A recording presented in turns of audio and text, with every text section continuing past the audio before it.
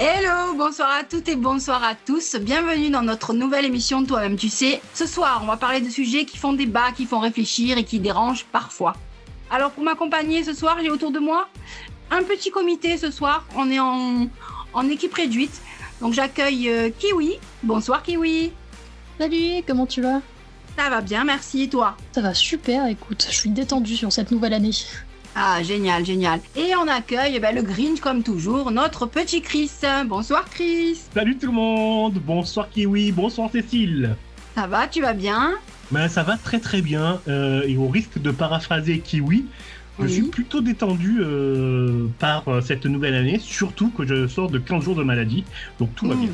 Bon, alors écoute, tant mieux, si tu es requinqué, si tout le monde va bien. Ah, attends, avant toute chose, avant de commencer, très bonne année à tous les deux, parce que quand même, on a le droit, c'est le dernier jour du mois de janvier, donc bonne année à tous les deux. Bonne année! Bonne année! Oh putain, on est joyeux, hein. Bon, allez, on enchaîne. Alors, ce que je vous propose, le petit sujet numéro 1 qui va faire un bon petit débat, je sens, c'est le sujet de la fast fashion. Les sites comme Temu, comme Shein, comme AliExpress. Voilà, donc c'est un petit sujet qui fâche, je pense. Voilà, c'est ces géants-là qui envahissent nos armoires à coups de petits prix mini. Et pendant ce temps-là, nos marques françaises historiques se meurent. Donc, on en pense quoi? Allez, ça démarre de suite. Oui, qu'est-ce qu'on en pense? Beaucoup de choses, j'en pense beaucoup de choses de la fast fashion. Ouais. En étant plutôt écolo, c'est vrai que tout ce qui vient de Chine, j'essaye d'éviter et d'aller le plus possible dans des recycleries, ressourceries, friperies et tout ça. Mais récemment, j'ai eu un sujet un peu houleux, on va dire, dans ma famille où ma petite sœur a voulu commander justement un pantalon long sur Shein ou Temu, je sais pas, l'un des deux. Et c'est Alors, vraiment sorte de pantalon que tu peux, j'ai l'impression, totalement refaire si tu apprends un petit peu à faire de la couture ou c'est genre pantalon simple avec des étoiles dessus. Et si tu achètes 2 pantalons et que tu t'en trouves en friperie, tu peux facilement le refaire. Mais c'est vrai qu'il y avait la question de je trouve pas forcément des jeans à ma taille, qui est un peu un problème. Surtout que comme j'habite dans une zone plutôt rurale, on a genre 3 friperies, dont 2 où les prix sont ultra chers. Donc c'est pas évident non plus de trouver ce qu'on veut vraiment, si on a une idée en tête. mais surtout, moi, la question que je me pose également, mais c'est intéressant ce que tu nous dis par rapport aux tailles. Est-ce que, du coup, cette fast fashion, elle encourage la surconsommation ou juste l'accessibilité, justement, par rapport à ce que tu nous disais au niveau de la difficulté de trouver des tailles? Bah, je pense que même si tu consommes en friperie ou autre, Mhm. tu as quand même une influence de cette fast fashion où tu consommes plus que tu devrais. Et Ouais. il y a un peu ça dans son cerveau, même si tu consommes en friperie, de dire: «Tiens, je vais aller faire le tour pour voir s'il y a des nouveaux habits qui me plairaient ou quoi que ce soit», alors que tu en as pas forcément besoin, quoi. D'accord. Et du coup, juste friperie, tu vas pas dans les marques françaises, dans les magasins. Alors là, de plus en plus de magasins ferment, hein, les marques vraiment comme IKKS, comme Jennifer, comme Caporal, ce sont vraiment des marques françaises made in France qui ferment. Est-ce que tu n'allais pas du tout non plus dans ces boutiques-là? Ou c'était vraiment, tu centralises tes achats, friperie, Ou reconditionnement, ou voire Vinted aussi, les sites, bah, il y a eu l'étape où j'ai pu m'acheter des vêtements par moi-même et avant mmh. c'était plus les magasins comme Gémeaux et tout ça, mais j'avoue que quand j'ai consommé moi-même les vêtements, c'est Ouais, plus des friperies et tout ça. Parce que je sais d'accord. pas, il y a un côté un peu sympa que je retrouve pas forcément dans des magasins. Et Mmh. j'avoue que un peu toute cette odeur de neuf et tout ça, maintenant ça me plaît plus trop et je me retrouve pas D'accord. forcément. Puis il y a le côté un peu friperie où tu trouver un peu une perle rare qui date d'il y a longtemps ou un truc comme ça. D'accord, un petit peu rétro quoi, un petit peu vintage quoi. Exact, la perle Mmh. rare. D'accord, OK. Et Chris, on en pense quoi alors? Parce que, déjà les prix, ils sont hyper bas. Je sais pas si vous avez vu un petit peu, si vous êtes allés un petit peu voir sur ces sites, mais les prix sont hyper bas. Est-ce qu'ils sont réellement réalistes? Est-ce que qui paye derrière ces prix bas en fait? Chris? Alors, ce qu'on peut dire, hein, qui paye les prix bas, c'est les esclaves qui travaillent pour la fast fashion. Faut pas Mmh. non plus l'oublier. Mais dire ça, c'est ne voir qu'un côté de la médaille. Il y a aussi l'autre côté. C'est que tu vas commander sur Temu, sur Shein ou sur toute Chine, je sais pas comment on prononce, je suis désolé, mais tu vas commander sur ça parce que tu ne peux pas non plus commander ou acheter ailleurs pour diverses raisons. C'est comme quand tu fais tes courses à Lidl. Tu choisis pas Lidl parce que tu es fan des produits Lidl. Et des produits Lidl, c'est de la merde. C'est hyper sucré. Tu deviens obèse rien qu'en regardant un paquet de pâtes là-bas.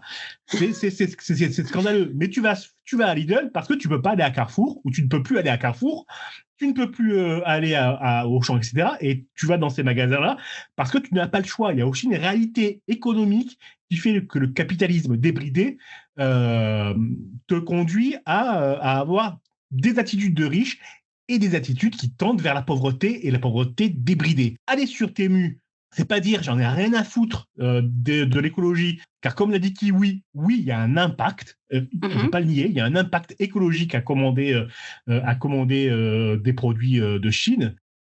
Il y a un impact économique aussi, mais il y a aussi le côté où je pense pas que ceux qui font ça aient le choix. C'est ça.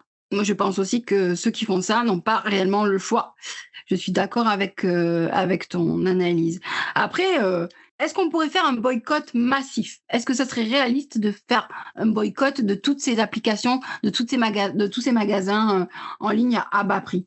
Est-ce que tu penses qu'il serait possible de faire ça? Si boycott qu'il y a, il faut d'abord boycotter les enseignes telles que Carrefour, Auchan, Intermarché, qui nous proposent d'une semaine sur l'autre des produits laitiers dont les tarifs doublent, de la viande dont le tarif double ou triple selon les semaines. Il y a des accès aux produits de première nécessité qui ne sont plus possibles aujourd'hui. C'est ça qu'il faut aussi voir. Et je suis désolé, mais moi la chemise ou le t-shirt ou le pull, c'est aujourd'hui le cadet de mes soucis, quoi. Est-ce que je vais pouvoir mettre de la viande dans l'assiette la semaine prochaine? C'est ça mon souci. D'accord. Oui, Kiwi, tu voulais donner un peu plus d'arguments, dis-nous. Oui, bah, en fait, j'ai eu un exemple là qui m'est venu en tête, mais c'est par exemple les vêtements menstruels lavables. Ils sont hyper chers, je trouve, en marque éthique, même si on nous dit que 20 € pour une culotte menstruelle, c'est OK. Je trouve ça OK en produit éthique, mais quand on n'a pas le budget ou quand on est étudiant ou quoi que ce soit, bah, c'est quand même un budget à investir dedans, alors que d'un autre côté, tu as quand même la solution de un truc qui est quand même un peu mieux pour son corps que des tampons ou quoi que ce soit en grande surface, ou même, je suppose, sur Shein ou Temu. Même si je connais pas encore la composition de ces produits, mais c'est quand même moins cher que 20 € une culotte, quoi. Ah ben oui, si le problème, c'est que nos fabricants français veulent aussi manger la part du gâteau et donc ne baissent pas leur prix, hein, de toute façon, hein.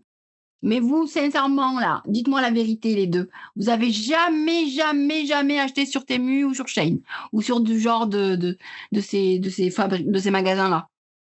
Jamais. Jamais pour Kiwi, ok? Et Chris, honnête, hein? Alors, je vais vous raconter d'abord une histoire qui va parler à tous les obèses qui nous écoutent. Dis-nous. Je ne sais pas pourquoi, hein, mais la mode éthique ou la mode française propose pour les obèses, dont je fais hélas partie, obésité morbide, propose des vêtements complètement débiles. Complètement débiles par le style, par le look, etc.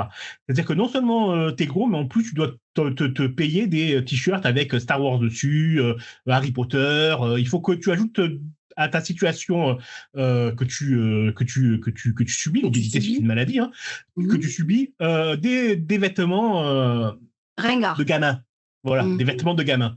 Okay. Et si tu veux quelque chose de classe, tout de suite, il faut taper dans les grandes marques, du 80, du 99 € pour avoir quelque chose de correct. Et quand tu vois, oui, sur Temu, un pull d'une classe folle, en laine, etc., je reviendrai sur le qualificatif de laine, parce que c'est du simili-laine, hein, en fait, puisque j'ai acheté ce pull-là à 8,99 €. Ah, donc tu as acheté un pull sur ce site? J'ai acheté un pull sur Temu à 8,99 €. Qui avait l'air d'être de la laine, qui en fait est purement synthétique, hein. C'est du poly machin, je sais pas quoi, mais qui est classe quand même. Je suis désolé. Et qui tient sur la longueur.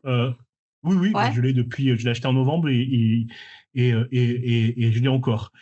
Et ouais, entre le pull à 89 € qui me faisait envie et son et sa copie à 8,99 €, ouais. je suis désolé, j'ai pas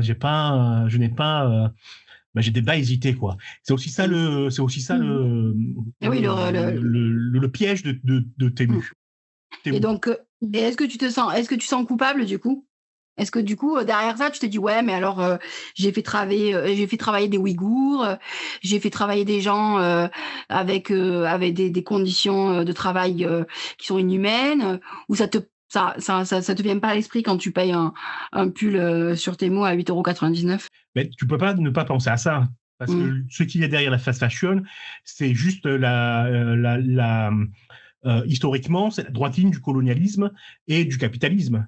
C'est-à-dire que même si l'esclavagisme a été aboli, ce qui se passe avec la fast fashion, c'est la droite ligne, c'est la suite de ce qui s'est passé dans les décennies et les siècles précédents.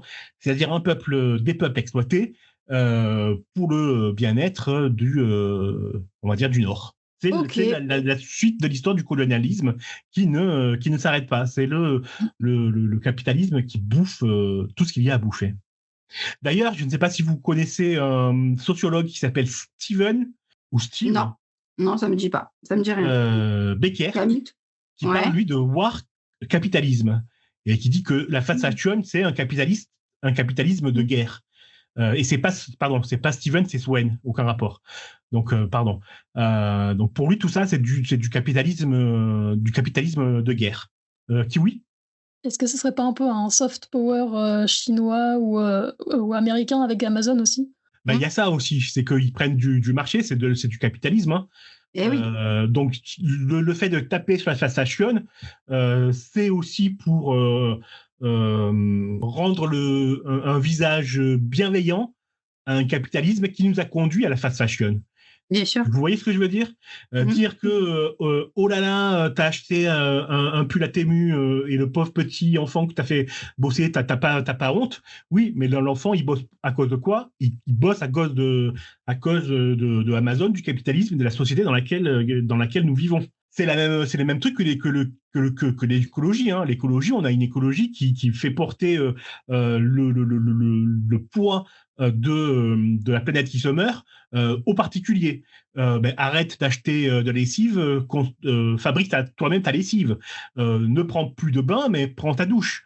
Mais c'est pas moi, avec ma douche, qui va sauver la planète. Amazon peut la sauver. Bezos, les multimillionnaires, eux, ils peuvent la sauver. C'est pas nous, hein. Faut pas déconner, hein. Après, le problème, c'est que aussi, là, donc, de plus en plus, nos marques françaises, made in France, avec la qualité de nos usines et de notre savoir-faire, ça disparaît au fur et à mesure. Mais la question, c'est, on va se retrouver comment dans 10 ans? On va être habillé par qui? Par quoi? Comment? Avec quel matériau? Avec quel... C'est ça le problème, parce qu'ils prennent de plus en plus de place, ces magasins, à bas coût et fast fashion. D'ailleurs, qu'on se lasse hyper vite aussi, hein, il faut être honnête. Hein. Tellement les prix sont bas que tu vois des gens, toutes les semaines, ils ont un panier rempli chez Temu ou chez Shein. Hein. Donc, c'est ça le problème, c'est que maintenant, ça va prendre de plus en plus de place, ça prend déjà de plus en plus de place. Et dans 10 ans, on va être habillé comment? Même moins dans 10 ans, dans 5 ans, j'ai envie de dire. Oui, Kiwi. J'avais vu une statistique, je sais pas exactement d'où elle vient, j'ai pas la source, mais qu'on a assez de vêtements sur la planète pour habiller 7 générations. Donc si jamais on a assez de vêtements pour habiller 7 générations, je pense que dans 10 ans, on devrait s'en sortir quand même au niveau vêtements, si jamais on arrête d'avoir des vêtements qui viennent de Chine ou d'autre part, et qu'on consomme que dans les friperies, même si les gens détestent ça. Ça devrait être OK, et je pense que on peut essayer, on va dire, d'apprendre à faire des vêtements soi-même ou un truc comme ça, parce que si jamais il y a que ça comme solution, ça peut être plutôt logique. Oui, ouais, le problème... Non, vas-y. Non, ce que tu viens de décrire... je reprends, pardon. Oui, ce que tu viens de décrire, Kiwi, c'est tout simplement le capitalisme, hein, qui te fait dire que tu vas manquer, achète. Ouais. Et c'est pareil pour tout le reste, hein, la bouffe, le pantalon... etc. Bon, la bouffe, on peut en reparler, c'est un autre sujet, mais bref. Ouais, mais après, la question aussi, c'est est-ce qu'on achète parce que c'est pas cher ou parce que c'est nouveau? Ça aussi, on peut se poser la question. Parce que est-ce que du coup, comme c'est pas cher, on se dit: «Oh allez, ça va, on se fait plaisir, et vas-y, on change de pull. Ah tiens, on l'a en bleu, ben tiens, on va l'acheter en jaune». Ou alors parce que, c'est nouveau et qu'on a envie parce que le monde va tellement vite qu'on change, comme on dit, d'habits comme de même d'amis comme de chaussettes. Donc, est-ce qu'on n'est pas passé à l'heure, où on change tout le temps, on veut tout de suite et ça dégage, on n'a même pas le temps de profiter d'un truc, que vite on achète un nouveau truc. Est-ce que ça veut pas dire ça aussi dans notre monde d'aujourd'hui? Bah, c'est vrai que les gens, ils veulent maintenant un peu tout de suite. Moi, ça me faisait délirer, quand j'avais encore des réseaux sociaux où, on voyait des vidéos où les gens, ils ouvraient des centaines de colis alors que enfin, ça n'a aucun sens et il y a aussi le fait d'avoir tout de suite, de pouvoir commander, Mmh. demain ou après-demain alors que enfin, moi, dans ma vie perso, je sais que j'ai le temps et que j'ai le temps de prévoir, à Donc l'avance, toi, de me ça te dire: «Ah tiens, ça peut être intéressant» et de chercher ça, Ouais, sur le donc long toi, ça te terme. dérange pas d'attendre quand tu fais une commande, sur un site quel qu'il soit. On te dit, admettons, je te dis n'importe quoi, il y aura un délai, vous allez recevoir votre colis dans 15 jours, 3 semaines, bon, ou même un mois. Tu te dis: «Bon, mais OK, ça va, je suis OK avec ça, c'est pas grave, j'attends». Tu es dans cette optique-là? Toi, Oui, tu es pas pressé. oui. Oui, oui, totalement. Bah, pour, ce Noël, justement, j'avais fait un calendrier de l'avent, personnalisé qu'on trouve, sur, Etsy, par exemple c'est arrivé, vraiment au bout d'1 mois et ça m'a allé et j'étais étonnée que la personne me réponde au bout de vraiment, le lendemain et que le colis était, arrivé, 2 semaines après même. Ça ce côté-là, j'étais un peu étonnée, je m'attendais à ce qu'il arrive, vraiment, 1 mois après. Enfin, D'accord, donc toi, bon, tu es pas ça prisonnière de va un la peu trop vite. consommation, quoi? Si, je pense qu'on l'est tous un petit peu parce que, par exemple, là, je regarde autour de moi, mais je pense que 99 de ce qu'il y a autour de moi, il vient de Chine et Mmh. qu'il y a seulement, les livres ou les trucs comme ça ou les trucs que j'ai fabriqués moi-même qui viennent vraiment de France ou, d'Europe, on va dire. Mmh. Mais je pense qu'on peut pas, s'enlever de la consommation, plastique ou la consommation chinoise, en tout cas. Alors ouais, ça, ouais, c'est clair. On est tellement, on est biberonné à ça depuis tellement de temps maintenant. Mais moi, ce que j'ai remarqué, alors je ne sais pas si vous avez eu la même réflexion que moi, justement, ben, pendant les fêtes de Noël, effectivement, je me suis aperçue que même les petits magasins, on va dire de créateurs ou les magasins un petit peu originaux, où tu peux trouver le petit cadeau qui va faire plaisir à petit prix, bah, souvent, ce sont des articles qui sont effectivement venus de Chine ou de ces pays-là et en fait, le prix est 2 fois plus cher que sur internet. Ça m'a fait bondir la dernière fois. J'ai vu un article que j'aimais bien, dans une boutique. Je vois le prix, je dis: «Ouais, quand même, enfin, c'est quand même, voilà, c'est un prix quand même, assez élevé» j'avais pris la photo pour le montrer à une amie pour savoir ce qu'elle en pensait pour un cadeau et quand je vais sur Google pour avoir l'info, pour savoir d'où il vient et cetera, beh, je me suis aperçue que sur les sites, low cost, il y était quoi et 2 fois moins cher. Mais Donc ça, c'est je me pas dis nouveau, c'est aussi le cas avec les mmh produits Fnac ou Darty, par exemple, et je parle de mh. produits de marque, hein. Ouais. Un lave-vaisselle, un croque-monsieur, un lave-vaisselle, un four, un micro-ondes, c'est vendu plus cher en boutique que ce que tu trouves sur Amazon ou sur, LDLC pour les produits informatiques. Mmh. Et même des fois, c'est moins cher sur leur propre site. Et donc Donc c'est ce que je te c'est dis, vraiment ils se foutent de c'est la gueule du consommateur, en fait, tout simplement. C'est pour ça que les gens vont vers ces sites-là aussi, tu vois? Parce qu'ils disent: «Maintenant, ça suffit de se prendre pour des pigeons, depuis tellement d'années que, c'est vrai qu'avec internet, maintenant, tu peux aller acheter toi-même à l'autre bout du monde et ça arrivera chez toi». Alors qu'avant, il fallait passer par un distributeur français, ils devaient faire la commande pour toi et ils se gavaient aussi sur le prix, sur ton compte, quoi. Bon, ben, est-ce que vous avez quelque chose à rajouter sur ce sujet ou on peut faire une petite Hem interlude musicale? Si jamais si vous voulez des recommandations pour des boutiques, éthiques françaises, je vous recommande la chaîne de Daphné BLT. Elle parle de un peu, plein de sujets écologiques, mais il y a des vidéos spécialisées sur, la mode et les vêtements. Ça peut être intéressant. D'accord, OK. Bah, il faudra le rajouter aussi, hein, sur notre page. On mettra le lien. Cliquez. Allez, ça marche. Bon, bah, avant de Bye. passer au sujet suivant, on prend une petite pause musicale. Moi, je vous offre le petit nouveau là, le titre de Bruno Mars, I Just Mind.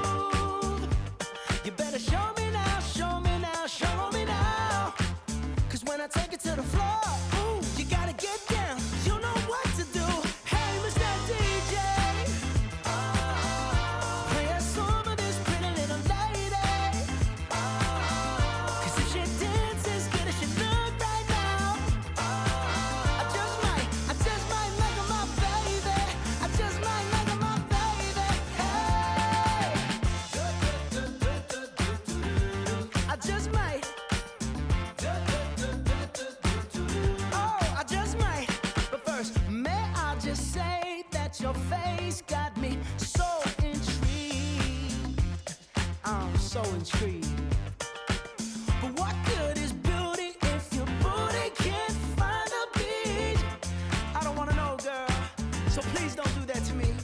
Cause it would break my heart, break my heart, break my heart if I find out you can't move. You better show me now, show me now, show me now. Cause when I take it to the floor, ooh, you gotta get down. You know what to do. Hey, Mr. DJ, play a song for this pretty little lady. Cause if she dances good as she look right now, I just might make her my baby. I just might make her my baby. Hey, woo, woo, woo, woo, woo. Woo, woo, woo, woo, woo.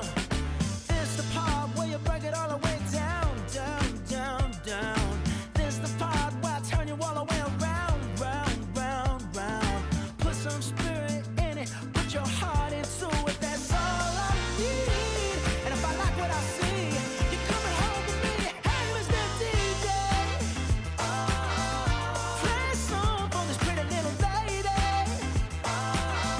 Cause if she dances good as she look right now, I just might make her my baby. I just might make her my baby. Hey, Mr. DJ, play a song for this pretty little lady. Cause if she dances good as she look right now, I just might make her my baby. I just might make her my baby. Hey, I just might. Oh, I just might. Allez, de retour sur Radioverse pour cette émission Toi-même tu sais. On continue dans nos petits débats et on n'hésite pas à nous suivre sur nos réseaux sociaux. Chris, je te laisse le soin d'énumérer nos réseaux. Sur Instagram, @la nuit du dimanche ou @radioverse of multiverse. Abonnez-vous, cliquez, partagez, blablabli, blablabla. Voilà. Allez, on enchaîne. Allez, on enchaîne sur le petit débat là qui fait du bien en ce début d'année. Je pense que vous avez dû vous gaver, je pense, en ce début d'année, de galettes. Donc, dans le sud, on dit le gâteau des rois, ou alors la galette, la frangipane, là, dans le nord, là, chez vous. Donc, dites-moi un petit peu si vous êtes plus galette classique ou frangipane.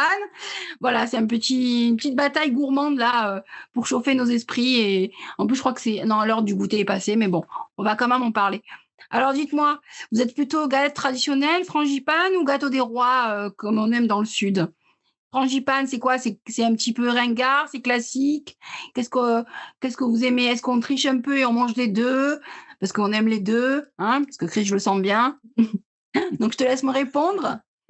Alors non, je prends pas les deux, moi. Je trouve que le gâteau des rois, c'est immangeable. Oh là là, ça y est, ça commence. Ça y est, ça attaque. Vraiment, vraiment pas bon, quoi. C'est de la fausse brioche confit de fruits confits, là. C'est immangeable, ça pègue, c'est collant, c'est... non. Frangipane, c'est bon, c'est léger. C'est léger, oui, bien sûr. Oui, c'est léger, oui, bien sûr. Ok, Kiwi, je te laisse répondre. Dis-nous ta team, toi. Eh ben alors, je pensais que jusqu'ici, le gâteau des rois, c'était un gâteau que tu faisais avec une fève pour remplacer la frangipane quand t'aimes pas. Je viens de découvrir que c'était vraiment un gâteau avec le petit truc rouge et vert, c'est ça, si je comprends bien? Mais oui, c'est avec des fruits confits. Et c'est, dans le sud, c'est le gâteau référence, quoi. Eh ben, je me demande où s'arrête le sud alors. Mais non, c'est plutôt frangipane pour moi. Avec l'amande et tout, j'adore. D'accord. Et au niveau des... alors, donc, on a deux teams frangipane. Eh bien, moi, je vais faire team gâteau des rois du Sud, messieurs, dames. Voilà. Et au niveau des galettes frangipane, vous avez testé un petit peu les versions originales, pistache, chocolat. Ils en ont sorti plein des originales. Vous avez testé ou pas du tout? Ah oui, mais alors là, c'est plus un gâteau des rois. Si c'est à la fraise, la pistache au chocolat noir et blanc, on peut plus appeler ça on va plus appeler ça. Sinon, à ce moment-là, moi, je te fais une purée revisitée, c'est un plat de lasagne. Alors, Mais je défends la purée. ouais, Il y a un déjà, festival moi de aussi. purée Ouais. dure où il y a plein de trucs originaux. Alors, je défends la purée, si je puis me permettre. D'accord. Alors, je te fais un plat de purée, c'est du hachis parmentier. Non, mais on n'a pas répondu à ma question. Alors, est-ce qu'on est plutôt tradition ou est-ce qu'on peut tester des versions originales? Kiwi. Est-ce que tu es resté sur La tradition. la tradition Ah ouais, vraiment? Oh là là, mais vous êtes vraiment pas marrants Ouais, les deux. bah, Hein. je sais pas, l'amande. Mais l'amande, c'est bon. Enfin, en tout cas, moi, j'aime bien l'amande. Donc, je pense qu'il y en a pour qui ça plaît pas, mais moi, ça me va et c'est fait une petite tradition et tout. Même si j'ai jamais la fève, mais c'est plutôt bon. D'accord. Je te plus sois, mais complètement. Tant qu'à faire, Oh là on prend là. l'original. Hein. C'est très bon. Je vois pas pourquoi partir dans des délires. Ça, c'est encore un coup des boulangers qui nous surfacturent leur part de tarte parce que il y a de la fraise dedans dans ma frangipane. 12 Mais parce euros. que il faut changer un petit peu, il faut tester des versions plus originales. Oh là là, vous êtes vraiment vieux jeu, quoi. Même dans les gâteaux, là, vous êtes là, non, moi je suis classique, je suis basique. Oh là là, mon Dieu, 2026, hein, vous a pas fait que du bien. Hein. Bonne année. Ah ouais, vraiment, quoi. Et ben moi, j'ai testé plein de versions plus originales. Voilà. J'ai fait des De la tests galette des tout rois ce mois-ci. Enfin, du gâteau des rois. Ah non, le gâteau des rois, c'est le gâteau des rois. Tu peux pas le changer. Ça, c'est le gâteau traditionnel avec Ah bah. avec les petits. Non, mais- Ça, c'est énorme. compris. Mais par contre, la frangipane, j'ai testé plein de frangipanes différentes, avec du chocolat, avec de la pistache, avec aussi non pas des pistaches, des pralines roses. C'était super bon. Franchement, c'était un délice. Et voilà quoi. Et puis j'ai mis des notes. En famille, on a noté, tu vois. Et alors, je c'est laquelle note, la hein. meilleure? Pardon. Eh ben vas-y, écoute, vas-y. j'avoue que j'ai une petite préférence pour la frangipane avec de la praline. C'était vraiment très sympa. Ça changeait de la crème d'amande là qu'on met tout le temps là. Mais bon après oui, la basique restera toujours, je pense, la best of the best. Mais c'est sympa de changer un petit peu quoi. Et d'ailleurs vos frangipanes, vous avez acheté où? En boulangerie ou en magasin supermarché? Sur Temu. Ça a mis 3 mois pour venir. Elle était en caoutchouc alors. J'ai toujours pas fini, écoute. Non, en boulangerie. En boulangerie, ok. Ouais. Et toi, Kiwi? Bah, alors, quand on a voulu la faire, c'était un dimanche, donc on a fait un gâteau à la place, mais genre un gâteau ok. yaourt. Ah ouais, ok. Et tu as mis de la crème d'amande dedans? Non, il y avait vraiment rien. Oh purée. Ah non mais, écoute-moi, tu vas chez Kiwi, c'est l'émission Bienvenue dans le Pré là. J'ai l'impression. Non, mais c'est bien l'Ardèche, hein, sinon. Ah ouais, ça a l'air ouais. Tu vas acheter les fringues dans la friperie, tu manges un gâteau yaourt, tu dis que c'est une frangipane. Ça donne envie. Fais-moi penser à jamais venir te voir. Voilà, ça c'est ce qu'on appelle du roast. Tu ne demandais rien, Kiwi, et voilà, tu as pris. C'est reçu. Et ils sont très bons, mes gâteaux yaourt. Ils sont épais et tout ça, ils sortent du plat. Oh putain, ils sont super épais, bon. alors ils doivent être comme du caoutchouc eux aussi. Alors, tu sais quoi, je préfère un gâteau au yaourt qu'un gâteau des rois sans goût. Les gâteaux des rois, c'est la puissance du fruit mélangé avec ce goût de brioche magnifique. Vraiment, si vous venez chez moi dans le sud, je vous en ferai goûter, vous allez m'en dire des nouvelles. J'irai en Ardèche, tiens. Ouais, en friperie. Ouais, la crème de marron. Voilà. Très Bon, bien. et la question alors, est-ce que la galette, elle va survivre à l'ère des régimes et du vegan? Hein, ça, c'est la Oui. question quand même, parce que c'est bien sucré quand même, hein, faut le dire. Tant qu'on ne nous nourrit pas à coups de gélules, goût poulet, saveur bœuf, saveur paprika, Saveur je pense qu'on a de la bonne marche pour la survie des gâteaux et des sucreries. Ok, d'accord. Et d'ailleurs, autre question là qui me vient à l'esprit, la galette finalement, est-ce que c'est vraiment le plaisir là de fêter les rois mages et la tradition, ou c'est juste un petit prétexte pour se manger encore du sucre après les fêtes de Noël? Bonne question, non? Ouais, je pense que c'est plutôt un prétexte pour être ensemble, quoi.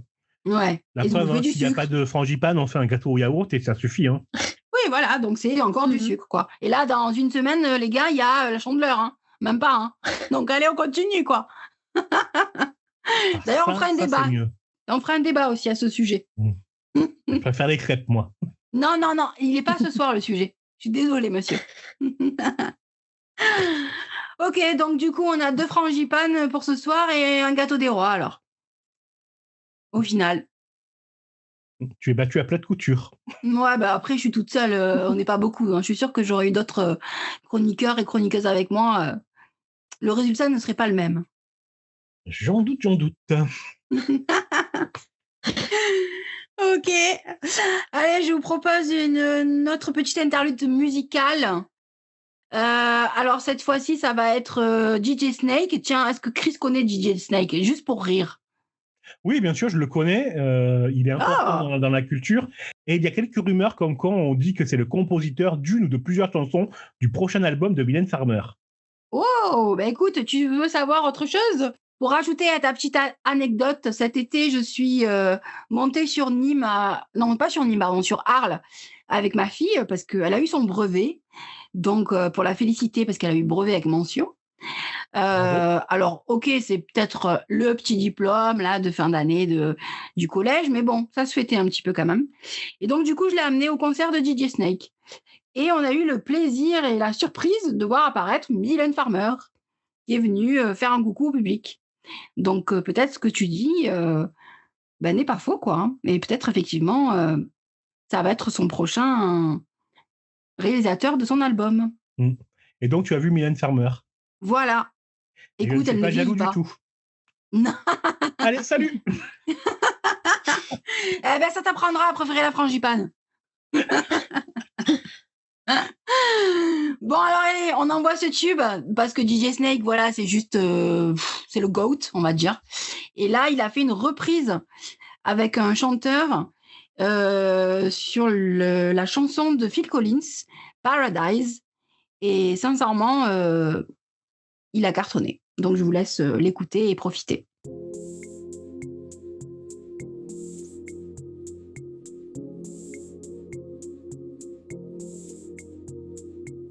She goes out at the end of the week, full makeup in the mirror, so excited to finally meet the man who will see her. She checks in, but she doesn't hear back, and she's already parking, patiently waiting to see if he'll pull up behind her.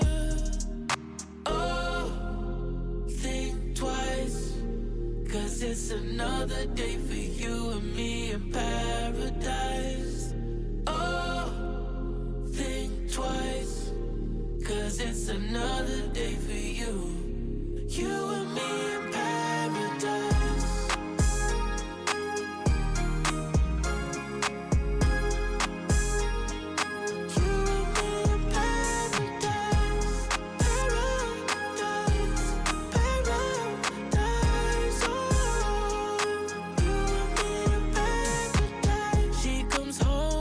Start of the night, all her fears turn to anger.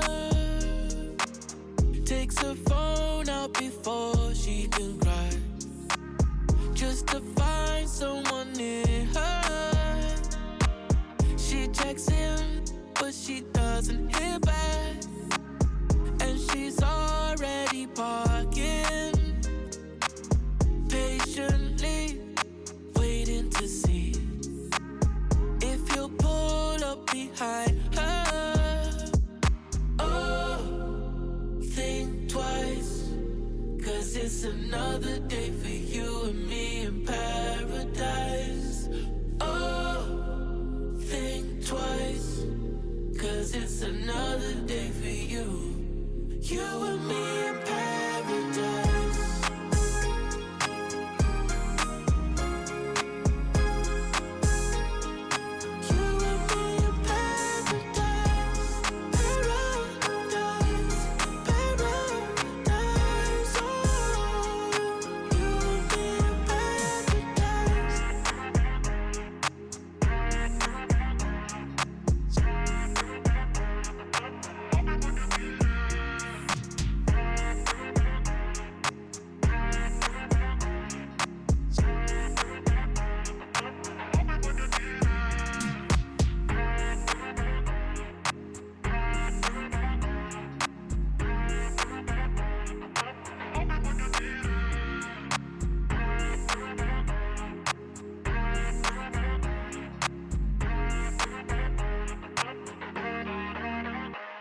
Eh bien, voilà.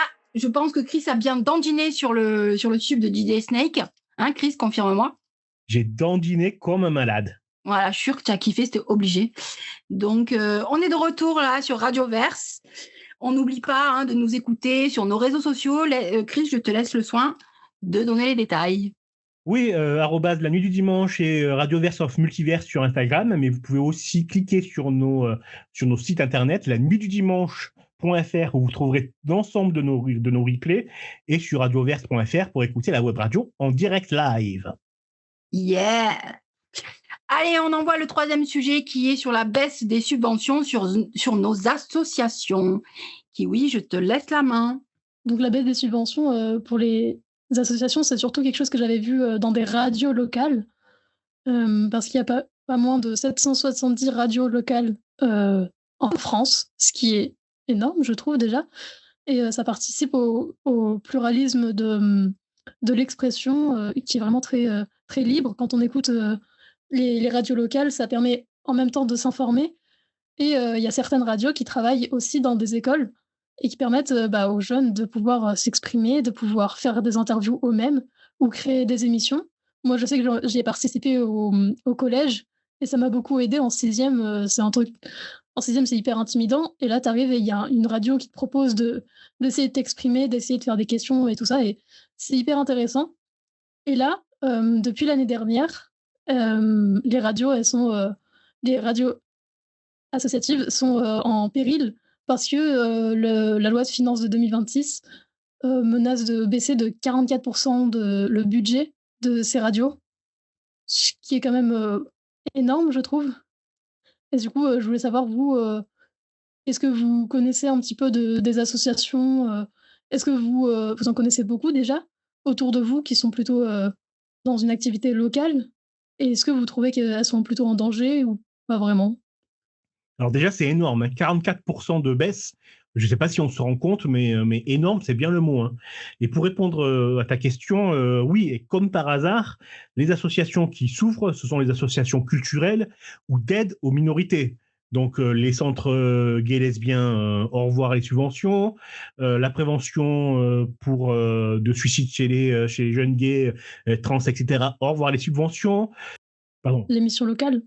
L'émission locale, au revoir les subventions, tout ce qui est contrée d'aide pour les jeunes et pour la culture, comme quoi ça passe à la trappe. On peut citer l'histoire, hein, ça s'est déjà vu, une telle baisse drastique de subventions pour ces domaines-là, et c'était pendant l'époque du préfascisme. Je dis ça, je dis rien.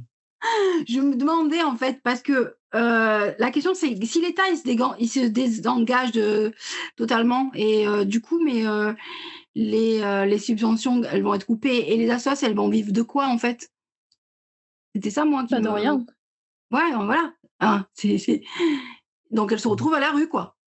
Ouais, et d'autant plus de rien que on l'a un peu évoqué dans le premier sujet sur la fast fashion, mais c'est que on a de moins en moins d'argent disponible, et je parle nous en tant que particulier, on a de moins en moins d'argent disponible pour se nourrir déjà. Ça devient de plus en plus compliqué pour s'habiller et pour du loisir. Donc Donc les associations vont aussi souffrir de ça. On va donner moins aux associations, moins aux gens qui en ont besoin, parce qu'on est pris au piège d'un capitalisme forcené. Et on peut aussi, si on regarde le budget qui est en train d'être voté, le grand gagnant, c'est l'armée quand même, hein. Eux, leur budget. Leur budget, il est 3 ou 4 fois plus important que les années précédentes, hein. Est-ce qu'ils nous préparent une guerre ou pas, je sais pas, mais en tout cas, ils vont pouvoir faire joujou à notre Ouais. détriment. Oui, c'est ça, à nos détriments, à nos dépens. Et puis, la question aussi que je me posais, c'est que si les assos locales, elles ferment, nos gosses, nos enfants, ils vont faire quoi après l'école? Parce que ça aussi, c'était un élément à prendre en compte, quoi, parce que c'est hyper important pour nos enfants. Les assos de sport, les assos de lecture, les assos de musique, enfin de danse, enfin tout ce qui fait l'enrichissement personnel, ce qui fait l'enrichissement pour nos enfants. Il n'y a pas que l'école dans la vie, quoi. Mais encore une fois, c'est une société qui est en train de se séparer entre activités pour riches et activités pour pauvres. Et de plus en plus, c'est-à-dire que les enfants j'allais dire de notables, mais les enfants de bourgeois, je ne sais pas si dire ça c'est pire, n'auront pas ces problèmes-là. Hein. C'est ça. Ils iront payer ce qu'il faut payer pour le développement, mais les familles qui galèrent à finir leur fin de mois, le sport ce sera au pied des tours et pas encadré par des professionnels ou par des gens qui sont passionnés et même à notre niveau. Hein, nous ici à Radio-Verse, ça fait 1 an et demi qu'on cherche un local et on nous rit au nez quand on dit qu'on est une association, qu'on cherche pas forcément un but lucratif et qu'on veut un endroit où poser nos micros et malgré le bon travail qu'on fait depuis 2 ans à Radio-Verse et 7 ans sur la nuit du dimanche, ça ne vaut rien quand on va voir les mairies et les différentes régies. C'est un problème aussi. Point. Moi, ce qui m'inquiète aussi dans tout ça, c'est que si les associations elles ferment, le lien social, qui c'est qui va le faire vivre en fait? C'est ça aussi qui est inquiétant, parce que du coup, les collectivités, elles coupent, et puis le lien social, il y a de moins en moins de lien social, quoi. Donc c'est juste pas normal. On est dans une époque où on a vraiment besoin du lien social. On se rend compte tous les jours que les gens, ils se calculent plus, ils se regardent plus, ils s'écoutent plus. Et ces endroits-là, c'était justement des endroits où tu pouvais réunir énormément de personnes qui soient issues de toute ethnie, de toute. Il y a pas de différence, quoi. Et c'est grave. Il y a quoi, énormément. Oui, vas-y, Kiwi. Non, je t'en prie. Il y a énormément d'associations différentes. Je pense notamment à un garage associatif où tu peux venir réparer ta voiture. Il y a aussi des clubs photo en association où c'est juste pour le plaisir et la passion, mais tu en as aussi qui peuvent t'aider ou alors juste t'informer ou même te former, parce que je pense à une association d'images qui forme au métier du cinéma. Donc c'est vraiment énormément large comme panel d'associations. Non, mais là, il faudrait vraiment faire un boycott citoyen, j'ai envie de te dire, parce que on devient dans une société où il n'y a plus rien, quoi. Plus de lien, plus d'aide, plus d'écoute. C'est dramatique. Ça va conduire à des choses de plus en plus dramatiques où les gens vont se sentir de plus en plus exclus, seront de plus en plus exclus. Et il va arriver des drames dans ces cas-là. On dérive vers une société individualiste, une société égoïste, et surtout une société qui va criminaliser les exclus. Donc les personnes qui n'ont pas de travail, les LGBT, les trans, etc. On se dirige vers cette société-là. Je vous conseille d'aller consulter le site de la Quadrature du Net qui parle justement de ces sujets-là, et notamment de la CAF et des algorithmes de la CAF qui visent de plus en plus les précaires et qui les criminalisent. Et qui les criminalise, point. On a aussi tout un pan de la société qui voit dans les personnes en rupture de la société des assistés à exclure, quoi. C'est quand même effrayant le futur qui nous attend. Très, très, très, très effrayant. Mais restons positifs. Restons positifs. Renseignez-vous sur les assos qui sont autour de chez vous, sur les radios locales, pourquoi pas, et devenez bénévole là-bas. Ça peut vous amener à de chouettes expériences. Oui, rejoignez Radio-Verse, et si vous avez un local à disposition, contactez-nous, surtout si vous êtes un tiers-lieu sympathique. Et surtout si vous savez faire des gâteaux des rois. Ah non.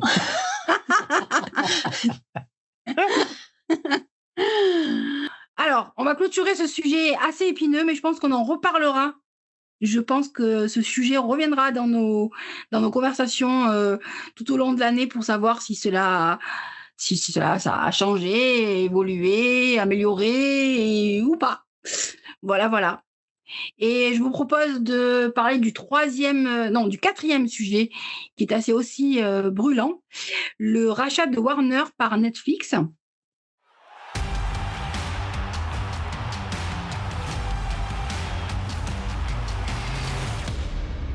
Voilà. Alors, qu'est-ce que ça change pour le cinéma, pour nous les spectateurs? Donc, on va commencer par en discuter tranquillement, à donner chacun notre avis, et puis on recevra aussi un invité qui pourra nous parler de l'expérience du cinéma, du streaming et des salles indépendantes et de l'avenir du cinéma plus tard. On commence déjà à donner notre avis à ce sujet-là? Allez, c'est parti. Donc, moi, je pose la question déjà, direct. Est-ce que Netflix, déjà, est-ce que ça tue le cinéma d'auteur ou alors ça le fait booster? Déjà, Netflix, on en pense quoi? Avant de parler du rachat. J'avais envie de dire ça dépend, mais en fait, j'ai l'impression que maintenant, il y a quand même beaucoup moins de cinéma d'auteur ou alors de films ou de séries un peu plus niches que ce qu'on trouvait avant et que maintenant, c'est surtout, des séries, mainstream, que tout le monde regarde et on peut faire, facilement des objets dérivés avec. Alors que, enfin, autour de moi, c'est beaucoup plus, cinéma d'auteur, en dehors des plateformes justement. D'accord. On Toi, en parle Chris? beaucoup dans l'émission Et alors de Netflix. Et alors, c'est tous les 15 jours le vendredi à 19h. Petite publicité au passage. Et on parle beaucoup des séries Netflix et des productions Netflix. Et effectivement, depuis quelque temps, on voit qu'il y a une sorte de formatage des produits, entre guillemets, Netflix. Mais ça n'enlève rien quand même à la qualité de certaines productions. Frankenstein, par exemple, c'est Netflix. Et je ne sais pas si vous avez vu Frankenstein. Pour moi, c'est de Guillermo del Toro, pardon. C'est quand même, c'est quand même un très très bon film. Et je vous renvoie au prochain épisode de Et alors vendredi prochain, dans lequel on en parlera. D'accord. OK, ouais, bah, non, on gardera ça. Mais du coup, au niveau de l'achat de Warner, sur Netflix, vous pensez que ce rachat, il va améliorer ou alors il va tuer la qualité des films que l'on voit ou pas? Ça va plutôt l'améliorer? Alors c'est amusant parce que si on regarde la presse, donc j'ai lu un petit peu la presse pour voir ce qu'elle nous disait de ce sujet-là, on a différents sons de cloche. Pour Libération, le rachat de Warner par Netflix va clairement tuer le cinéma en mettant une mainmise sur la production cinématographique, en imposant les codes Netflix au cinéma et en donnant une logique consumériste. Le cinéma est mort du fait du rachat de Warner par Netflix. Les journaux, on va dire, un peu plus de droite, tels que Le Figaro et Économie comme Les Échos, eux, ils portent leur article uniquement sur la valeur marchande. Donc, combien ça a été négocié, c'est quoi les conséquences pour le marché, c'est quoi les conséquences pécuniaires attendues d'un tel rachat, est-ce que ça va rejaillir dans les futures productions de Warner et de Netflix? C'est vraiment une vision capitaliste de l'information. Il faut aller piocher du côté de l'humanité ou de Politis pour avoir une lecture un peu, j'allais dire un peu plus marxiste, mais un peu plus anticapitaliste de ce rachat et de parler de l'impact sur la culture et sur les personnes qui font le cinéma. Donc des techniciens, pardon, les réalisateurs, les acteurs, actrices, etc. C'est amusant comme quoi une même information peut donner lieu à différentes interprétations. Et si vous me permettez, je vous propose de parler de tout ça avec Nicolas Roman Barré qui nous a rejoint. Nicolas Roman Barré est le programmeur du cinéma Le Gyptis à Marseille. Bonsoir Nicolas. Et bonsoir à tous. Bonsoir. Bonsoir. Merci d'avoir accepté notre... Alors, juste une petite précision, je ne programme pas le cinéma, je suis le responsable de la salle. C'est une collègue qui s'appelle Juliette Grimont qui programme la salle. Parfait, merci pour la rectification et je m'excuse. Du coup, je laisse la parole à Cécile. Ah, ok. Eh bien, bonsoir, merci d'avoir accepté notre invitation. Du coup, on va vous poser pas mal de questions parce qu'on a besoin d'avoir des réponses, parce que c'est vrai que ça nous inquiète un petit peu ce qui se passe dans le milieu du cinéma, et notamment sur les plateformes de streaming qui prennent de plus en plus de place à l'heure actuelle. Donc moi, ma première question, je rentre dans le vif du sujet, pardon. Comment vous voyez l'avenir des salles indépendantes avec le streaming qui explose aujourd'hui? Alors, ça dépend comment on voudrait répondre vraiment à cette question. Il y a beaucoup de gens qui s'inquiètent de l'avenir du cinéma dû à cette multiplication des plateformes, euh, tout particulièrement après 2020 et la Covid-19. Mhm. Mais il y a une certaine hypocrisie du public et des médias aussi, parce que tout le monde aime le cinéma, tout le monde aimerait le défendre, mais quand des plateformes comme Netflix ont 15 millions de foyers en France, pareil pour Amazon Prime et Disney Plus, qui tournent autour de 10 millions de foyers abonnés, on ne peut pas nier que les gens se tournent vers ces plateformes par différentes raisons, par le confort, par que le prix est moins cher qu'une place de cinéma, parce que les temps changent, les habitudes changent. Donc, je ne crois pas qu'il faut lutter contre une réalité qui est là, qui est réelle, Mhm. mais plutôt essayer de répondre d'une manière plus intelligente à, à cette diversité, à cet éclatement de la façon de voir le film ou les séries.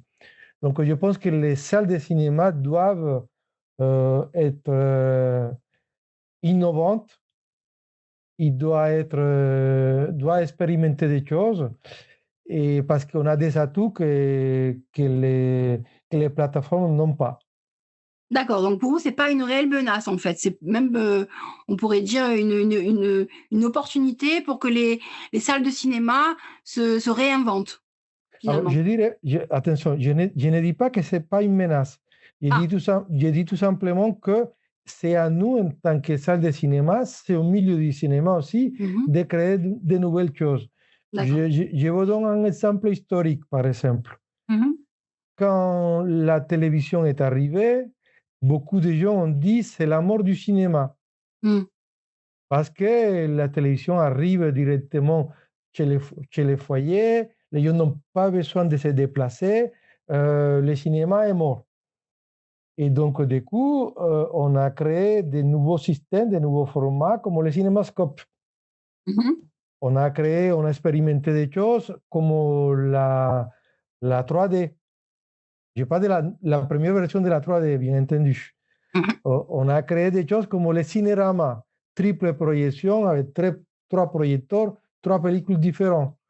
Euh, donc, ça a permis d'une certaine manière une évolution du cinéma. Enfin, la difficulté, ça peut être une contrainte qui donne du positif. Aujourd'hui, par exemple, les salles de cinéma, euh, certaines salles de cinéma, il faut le dire la vérité, Mhm. diffusent des films en Atmos 32. Donc, il y a 32 pistes différentes de sons qui sont diffusées en salle. Aucune, aucune, aucune, aucune salle, aucun salon chez nous, même s'il y a de bons matériels, a 32 pistes de son dans les salons. Oui, c'est sûr. Donc, la contrainte fait que le cinéma fait bouger les choses. Après, ça, c'est la question technique. Donc, on peut discuter, bien entendu. La perte du public due aux plateformes, c'est une réalité. Mais comment on réagit face à ça? Moi, je pense, par exemple, et c'est le cas de notre cinéma, nous, on essaye de lutter face à ça avec des rencontres avec des cinéastes, avec des moments uniques qui sont vécus uniquement en salle. Avec le public, c'est ça? Avec le public, parce que l'expérience cinéma, c'est une démarche du public. C'est-à-dire, quand vous allez au cinéma, vous vous mettez en disposition et dans un état d'esprit que vous ne l'avez pas dans votre salon. Oui. Quand vous rencontrez un cinéaste et vous pouvez échanger avec lui, discuter avec lui, lui poser des questions que peut-être on n'imagine même pas au moment de regarder un film sur une plateforme. Il y a quelque chose, je cite un exemple qui est très important pour moi, mais qui j'ai constaté plusieurs fois et qui est réel, c'est le film de Jacques Tati. Oui. Vous voyez un film de Jacques Tati dans votre salon, même si vous avez un projecteur ou un écran dernier cri, vous n'allez pas rire des films de Jacques Tati. Vous n'allez pas rire. Peut-être vous allez sourire, mais vous n'allez pas rire. Okay. Si vous voyez un film de Jacques Tati en salle, peu importe la salle de cinéma, vous allez rire et vous allez rire avec d'autres personnes. C'est assez fou comme expérience, mais je l'ai constaté dans plusieurs salles avec plusieurs types de films de Tati. En fait, c'est un peu comme une pièce de théâtre, en fait. C'est quand on vit en réel une pièce de théâtre et quand on la voit sur des écrans, c'est totalement différent. Parce qu'on a une interaction avec les acteurs, avec le... Enfin, en fait, c'est un lien social, en fait, tout simplement, je pense aussi. Hein. Oui, il y a quelque chose, c'est pour cela que je cite Tati, parce que ce n'est pas simple de rire avec les films de Tati. Mais quand vous êtes en salle, il y a quelqu'un qui rigole, quelques rangs plus haut, plus bas derrière vous. Ce rire est communicatif et vous rigolez aussi. Alors qu'à Playtime, mon oncle, ce n'est pas forcément des gags très importants ou très, très populaires. Le fait d'être dans une salle avec d'autres personnes qui vont rire, et vous allez communiquer avec eux, il va être en harmonie avec eux. Je ne sais pas si c'est clair ce que je dis. Oui, totalement. Oui, enfin, pour ma part, c'est clair. En fait, on n'est plus passif. On n'est pas consommateur passif derrière un écran. On est actif avec le public, avec les gens qui sont autour de nous, avec les personnes, enfin, avec le réalisateur ou les acteurs qui viennent présenter leur film. Non, ça, c'est sûr que c'est hyper important. Chris, oui, allez-y, je vous en prie. Non, mais je réfléchissais à ce que vous avez dit tout à l'heure par rapport à Netflix, sur le film de Frankenstein qui a été produit par Netflix parce qu'ils n'arrivaient pas à trouver l'argent pour produire le film comme ils voulaient. Donc, dans ces cas de figure, il est vrai que la plateforme a permis à ce film d'exister. Avec la vision de ce cinéaste en particulier qui s'appelle Guillermo del Toro, qui est un fou de monstres, de choses bizarres, et c'est une obsession chez lui depuis plus de 30 ans. Il voulait travailler ce film et il n'a jamais pu le faire. Donc, je ne trouve pas que c'est complètement... Enfin, c'est facile de dire, Netflix c'est nul, toutes les plateformes sont nulles, le cinéma c'est mieux. Ça, c'est plus délicat que ça, c'est plus compliqué que ça. Je pense par exemple à un film comme Roma d'Alfonso Cuarón, qui a été produit par Netflix, qui a existé grâce à Netflix. Et sincèrement, c'est un grand film. C'est un très grand film de cinéma qui a gagné à Venise, c'est un film qui a été tourné dans l'équivalent cinématographique du 70 mm, qui a un travail de sommet incroyable. Je ne sais pas si vous avez vu ce film en salle. C'est un film absolument à le voir en salle. Si vous le regardez sur une plateforme de 13 cm, vous perdez toute la profondeur du champ que le réalisateur a fait. Et il y a plusieurs niveaux de lecture visuelle dans le film. Le travail de Roma qu'a fait Cuarón, j'imagine que vous connaissez Gravity, qui est un film qu'il avait fait auparavant. C'est 10 fois plus le travail sonore du film, un travail sonore documentaire et d'effets spéciaux, il est 10 fois plus important que Gravity. Ah oui. Enfin, donc, si vous allez la voir sur un petit écran de 13-15 cm, vous avez un son stéréo, mais en fait, vous avez, ce film était en Atmos 32. Vous avez des sons documentaires de l'époque des années 70 en Ciudad de México, c'est extraordinaire. Donc, il est vrai que je devrais dire que les plateformes sont nulles. Je ne le dirai pas de cette manière si radicale. En revanche, moi, je suis pour défendre les cinémas et les salles de cinéma. Je pense que quand le président de Netflix dit que le cinéma, c'est un business de modèle, je pense qu'il va à l'encontre de ce que les salles de cinéma défendent, c'est-à-dire le cinéma en tant qu'art. Et je ne pense pas, et là, je suis radical dans ce point-là, les plateformes ne défendent pas le cinéma comme un art, mais tout simplement comme un affaire, comme un business. Donc, quand tu regardes le cinéma comme un business, ça va à l'encontre en tout cas, la plupart des cinémas qui défendent un cinéma en tant qu'art. Après, on pourrait discuter qu'est-ce qu'est art, qu'est-ce qui n'est pas, mais en tout cas, sur ce point-là, on a des visions complètement antagoniques. D'accord. Alors, Chris, je te propose de poser une question, si tu veux, à notre invité. On laisse boire. Je veux bien rebondir sur... Ouais. Je veux bien rebondir sur ce que vous venez de dire. Justement, moi, en préparant l'interview, j'avais ma première question qui m'a popé. Je voulais vous poser la question, est-ce que Netflix, c'est le diable? Mais après, j'ai lu votre article que vous avez publié sur un blog. On mettra d'ailleurs le lien dans la description de l'épisode et sur notre site internet, lanuitdudimanche.fr. On mettra le lien vers cet article qui s'appelle « Précision à propos du cinéma commercial », qui est que j'ai adoré, un super article.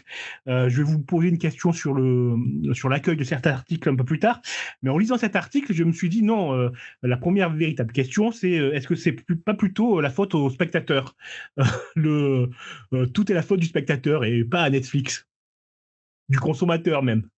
Eh ben, non, tout n'est pas la faute du spectateur, mais c'est vrai que le spectateur a une partie, il est en partie responsable de ce qui se passe. Donc, dire que tout est la faute du spectateur, non, je n'irai pas jusqu'à là. En revanche, c'est quelque chose qui est vraiment partagé. Et après, est-ce que on parle de quoi? Quel est le problème du cinéma? Quel est le problème des plateformes? Quel est le problème de l'audiovisuel d'une façon générale? C'est peut-être le capitalisme qui est au centre de ce système qui pose un problème.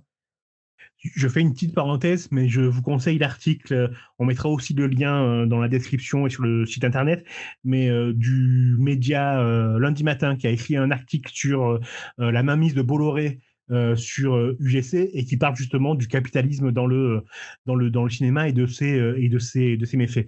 Mais je fais une parenthèse, c'est pas tout à fait le sujet. Vous irez lire l'article qui est excellent. Moi, j'ai adoré votre billet sur ce site internet. Aussi grâce à l'anecdote que vous nous racontez où vous dites que Minuit à Paris, de Woody Allen, vous dites pendant la projection que c'est un film commercial et qui a fait une levée de bouclier de part des spectateurs.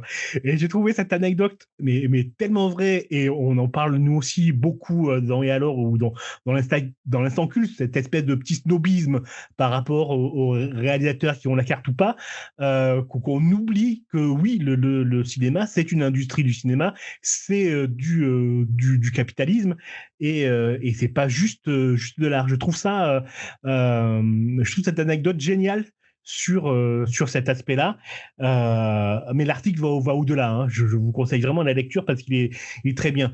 D'ailleurs, j'en viens à mon autre question que j'ai teasée tout à l'heure. Vous dites que dès le début de l'article, vous dites que ça va que vous allez vous auto-suicider avec l'article. Est-ce qu'il y a eu quand même de bons retours ou pas? Ouais, ouais, je pense que, enfin, je l'ai dit précisément parce qu'à chaque fois, il y avait une espèce de snobisme sur qu'est-ce qui est le bon cinéma, qu'est-ce qui est commercial, qui l'est pas. Il y a énormément de films commerciaux qui sont très bons, en fait. Moi, par exemple, à titre individuel, personnel, en tant que cinéphile, j'aime les cinématographies d'une façon générale, peu importe. Après, il y a certains qui vont trouver euh, euh, leur bonheur dans une comédie romantique, et c'est tout à fait ça le cinéma aussi, c'est un divertissement. D'autres, ils vont voir que des films de science-fiction, d'autres qui jurent que pour les documentaires, pour les films d'animation, pour les films expérimentaux. Mais en tout cas, il est vrai que depuis la création du cinéma, euh, depuis la création du cinéma, en fait, l'argent a toujours été au milieu du système. Je l'ai dit dans l'article, les kinétoscopes d'Edison fonctionnaient avec une petite pièce de monnaie qu'il fallait rentrer pour que le kinétoscope fonctionne. Ce qu'on appelle la première séance publique du cinéma le 28 juin 1895 dans les grands salons de Paris, c'est une projection payante. Les bioscopes de Sladanowski en Allemagne, c'était pareil, la première séance publique payante. Enfin, à chaque fois, il y a l'argent au milieu et ça n'a jamais bougé. D'ailleurs, c'est intéressant parce que même dans le système français, le CNC, qui est un modèle unique au monde et qui, malgré ses défauts et les choses qu'on pourrait corriger et déplorer, c'est quand même un modèle qui est unanimement et salué dans le monde entier. Donc, même avec le modèle du CNC, qui a énormément de choses positives, l'argent est au milieu de ça. C'est-à-dire que du moment que vous offrez trop de places, vous êtes sanctionné directement. Le CNC vous dit, attention, vous offrez trop de places. Vous voyez, il y a des choses, les places doivent être payantes. Alors, on comprend bien parce que le système du CNC fait que les gros films qui produisent beaucoup d'argent permettent la création de petits films. Et ça, c'est un truc incroyablement bien fait et que personne n'est contre. Mais le système, c'est fait pour que le film soit payant et qu'il produise de l'argent. Ça, le modèle n'a pas changé. Malheureusement. Ouais. Moi, j'avais une question au-delà de ça. Je me demandais si du coup, avec ce monopole là du streaming et de ces plateformes, du coup, les récompenses et les festivals liés au cinéma, du coup, elles vont être encore crédibles en fait par rapport à toutes ces plateformes là qui prolifèrent. Est-ce Bah, que oui, allez-y. En fait, ce type de film, enfin, certains types de films de plateforme sont présentés d'abord en festival. Par exemple, D'accord. Frankenstein a été montré dans des festivals, Mhm. mais il a eu une diffusion très très faible dans les salles de cinéma dans le monde. Il était créé plutôt pour, euh, pour une plateforme, mais il a eu des séances dans des festivals ou dans certaines salles de cinéma. C'était le cas de Roma, par exemple. Roma était présenté dans le Festival Lumière. Mais il n'y a pas eu de sortie en salle en France, par exemple. D'accord, ouais, Après, donc ça ils, prend de la ils sont, place. Ouais. ils sont malins. Là, je dis que je ne veux pas taper sur les plateformes, mais en même temps, c'est difficile à ne pas taper sur eux parce ils sont très malins. Ils s'achètent, par exemple, à New York, une des plus belles salles de cinéma indépendant, cinéma d'auteur qu'on appelle, cinéma indépendant, RSS, mettez le nom que vous voulez, c'est le Paris. Mhm. Et le Paris a fermé ses portes et Netflix l'a acheté pour pouvoir montrer des avant-premières de ses productions, pour la plupart destinées en exclusivité aux plateformes, mais en même temps pour pouvoir participer aux Oscars. C'est-à-dire qu'un film ne peut pas concourir aux Oscars s'il n'est pas montré en salle. Ah ouais. Donc, ils s'achètent une salle de cinéma qui est en difficulté pour pouvoir montrer le film en salle et dire on l'a montré en salle. Pour pouvoir c'est vraiment participer au prix. une vraie machine de guerre, en fait. Hein. Ah oui, non, mais c'est réfléchi pour gagner dans tous les domaines, quoi. Et oui, parce qu'ils font passer l'amour du cinéma et des beaux films dans des salles pour après les mettre directement après sur leur plateforme, quoi. Oui. Après, encore une fois, je suis assez critique. C'est pas contre les plateformes, c'était très facile de s'attaquer aux plateformes, mais en fait, c'est le système économique capitaliste qui est derrière ça qui me pose des questions. Là, il y a une vingtaine d'années, quand Disney a acheté de façon très agressive Pixar, personne n'a râlé. Enfin, c'est vraiment parce que Pixar est devenu un concurrent de Disney qui ont été achetés. Après, Disney a acheté la 20th Century Fox, mais également Columbia appartient à Sony aujourd'hui. La Metro Goldwyn Mayer appartient à Amazon. Donc, en fait, c'est toujours des blocs économiques qui veulent dominer. Et là où je suis vraiment contre eux, c'est qu'ils ne pensent pas au cinéma, ils pensent aux affaires. C'est-à-dire que quand Disney ne sort pas, par exemple, Soul, en salle, on n'a pas sorti Moulin dans les salles alors qu'on les attendait en salle, c'est juste parce qu'économiquement, ça va les rapporter plus sur la plateforme que les sorties en salle. Très souvent, d'ailleurs, on a de plus en plus de films qui sortent directement sur les plateformes et pas du tout au cinéma. Hein. Ça arrive de plus en plus. Hein. Moi, personnellement, ça ne me gêne pas qu'un film sorte sur plateforme. Ça dépend de deux choses. D'abord, quelle était l'intention de l'auteur et si le film est pensé pour une salle ou pas. Je pense qu'il a des films qui sont pensés pour une salle de cinéma et dans ces cas de figure, pour moi, il est absolument indispensable que le film soit montré en salle. Après, il y a des raisons économiques. Pinocchio de Benigni, il devait sortir en salle. Et finalement, avec la Covid et tout ça, le temps est passé, et du coup, le film n'a jamais sorti en salle. Il est sorti directement en plateforme. Donc, c'est ça qui m'embête. Est-ce qu'il y a une réflexion sur l'image, sur le son, il y a un travail avec les chefs opérateurs, avec la lumière, la couleur, pour que le film soit montré dans de bonnes conditions dans une salle de cinéma, ou tout simplement, c'est pensé pour des petits écrans, pour la tablette, pour un portable. Là, ça pose une question de quelle a été la conception, la idéalisation du film. Ah ouais. Kiwi, est-ce que tu auras une question à poser à notre invité? C'est pas forcément une question, mais plus une réflexion autour de...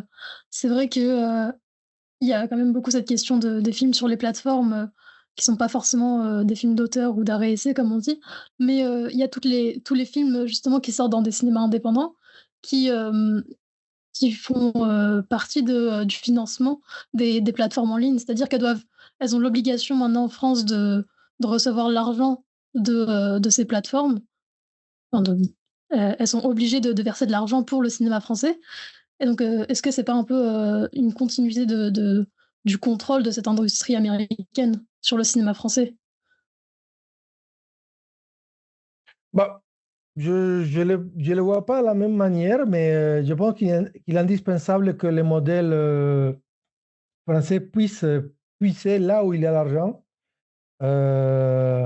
Et si ça permet à certains films d'exister, ce qui risque d'être de plus en plus compliqué dans les mois à venir, je pense que c'est important parce qu'un film, ça coûte beaucoup d'argent. Il ne faut pas oublier qu'un film, c'est beaucoup de gens qui travaillent et on a besoin de cette possibilité de trouver des financements, peu importe d'où vient. Après, il y a un problème éthique sur certains financements. Vous avez parlé tout à l'heure de Bolloré et la mainmise sur toutes les chaînes de production. Et oui, là, quand il y a des problèmes éthiques, là, c'est un peu plus délicat parce qu'en effet, quand il y a quelqu'un qui contrôle, quand il y a une concentration de toute la chaîne, là, ça pose un vrai problème de diversité, de liberté, de création artistique. Quand il y a autant de contrôle, une industrie qui maîtrise tous les chaînes, et bah, ouais, ça pose vraiment des problèmes de fond, d'un point de vue éthique. Après, je ne sais pas si vous avez suivi l'actualité, mais les cinémas indépendants, les cinémas qu'on appelle art et essai, sont à l'épreuve de mutations culturelles très importantes. Depuis plusieurs mois, des élus interviennent dans la programmation des salles indépendantes et des salles municipales. Des films ont été déprogrammés parce que ça ne les plaisait pas ou que ça pouvait créer des soucis d'un point de vue de l'extrême droite ou qui pourrait avoir des incidences politiques sur le terrain. Je pense que ça, c'est bien plus grave que de piquer un petit peu d'argent à des multinationales qui sont richissimes. Là, par contre, on est sur un territoire qui est la France, qui, malgré tout, c'est le modèle en Europe de la diversité. S'il y a des concentrations, s'il y a des incidences dans la programmation, si des films sont déprogrammés, si des directeurs de salles, si des programmateurs sont exclus de leur salle, indépendants ou municipales, parce que des gens de droite extrême ou des élus s'inquiètent des films qui sont programmés, là, sous les coups, je trouve qu'il y a une attente terrible à notre modèle qui est malgré tout très important. Ah, Et totalement, aujourd'hui, c'est totalement. déjà arrivé, ça? C'est déjà arrivé que la mairie ou une autre organisation tente de vous faire enlever un film de l'affiche ou vous en propose un autre, ou vous êtes assez loin de ces influences? Dans Vous voulez notre qu'on salle passe à la nous, question? vous parlez de notre salle à nous? Oui, du Gyptis, oui. Alors, pour le moment, non, mais depuis quelques mois, on a reçu des relances sur certains films ou des critiques par rapport à certains films qu'on défend. C'est arrivé depuis quelques mois seulement.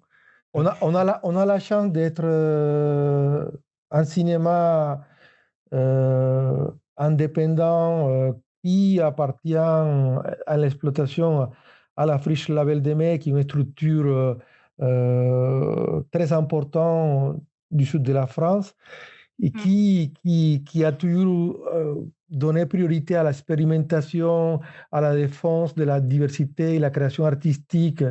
Et donc, ma collègue programmatrice a pu faire beaucoup de choses grâce à cette liberté qui est assurée jusqu'à présent. Mais on commence à voir des indicateurs, des mails qui commencent à arriver. Mais c'est dans la vague nationale, c'est pas que nous, c'est quand on voit que des films à Cannes ont été déprogrammés, c'est quand même sérieux, quoi. C'est du troll d'extrême droite, quoi. C'est des commentaires sur vos réseaux sociaux, tout ça. Pour la plupart, ouais. D'accord, ok, je vois. Hélas, oui, c'est l'époque. Là, tout à l'heure, vous avez parlé de manière plus intelligente, je résume entre guillemets, hein, mais de ramener le public vers le cinéma. Est-ce que ça veut dire qu'au Gyptis, c'est au-delà des rencontres que vous faites avec les cinéastes, c'est vraiment quelque chose sur lequel vous travaillez régulièrement, peut-être sur l'image de marque du Gyptis pour le faire connaître en dehors de ces lieux. Est-ce que cette histoire-là c'est-à-dire de marketing, même si c'est pas un bon mot, c'est quelque chose auquel vous pensez collectivement dans le groupe? Bah, Il faudrait peut-être situer l'Égyptiste dans son contexte. Déjà, si je peux me permettre, le Gyptis, il est très très très connu. Hein. C'est un des plus anciens cinémas de Marseille. Hein. Il a une grosse renommée hein, au niveau de la Provence-Alpes-Côte d'Azur, même au-delà. Hein. Donc déjà, il a une très très bonne réputation déjà. Merci. Non, je vous en prie. Moi, je le connais depuis très longtemps parce que je suis une ancienne Marseillaise qui a déménagé dans le Var. Mais le Gyptis, pour moi, c'est la canne-bière, quoi. C'est culte, quoi. Alors, il faudrait peut-être dire 2 ou 3 choses du cinéma pour comprendre bien ce qu'on fait et la valeur de ce qu'on fait. Le Gyptis est situé dans l'arrondissement le plus pauvre de France. Ouais.